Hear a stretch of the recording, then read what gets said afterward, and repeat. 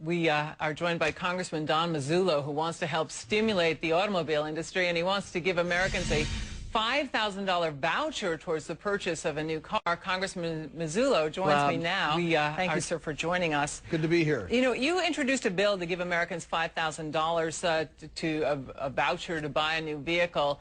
That sounds, I'm sure everyone out there thinks that's a great idea. How would it work? Well, first of all, we are never going to get out of this recession unless we kickstart manufacturing. And the best way to kickstart manufacturing is to get consumers start to buying the biggest consumer product, which is automobile. If you go to a dealer, there's a $5,000 point of purchase voucher. For example, you could buy a Jeep Patriot made in the congressional district I represent. Instead of paying $20,000 for it, you pay $15,000 for it. You could buy for less than $300 a month for 5 years. What that does, Kitty, that restarts the supply chain.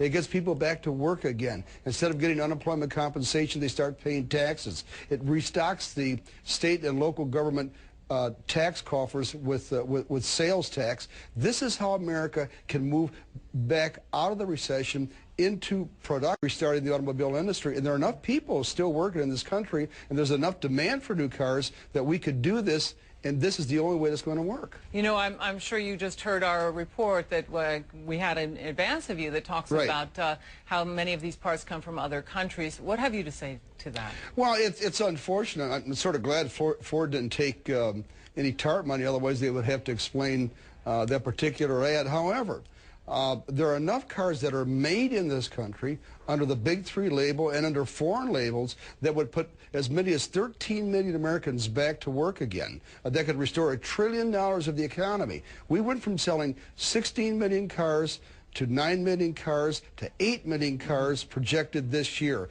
If we can get back up to 15 million cars, that'll inject $1 trillion more into the economy. That will restart American manufacturing, put people back to work again, and that's exactly what it's going to take to pull us out of the recession. Otherwise, we're just pouring water in from the top, which doesn't do any good. We have to start the fire at the bottom.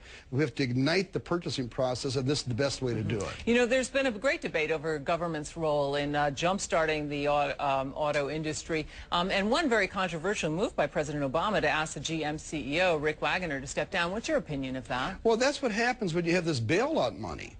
Under my bill, the money doesn't go to the companies, it goes to the consumer. And the consumer uses that at the point of purchase in order to kickstart the automobile industry.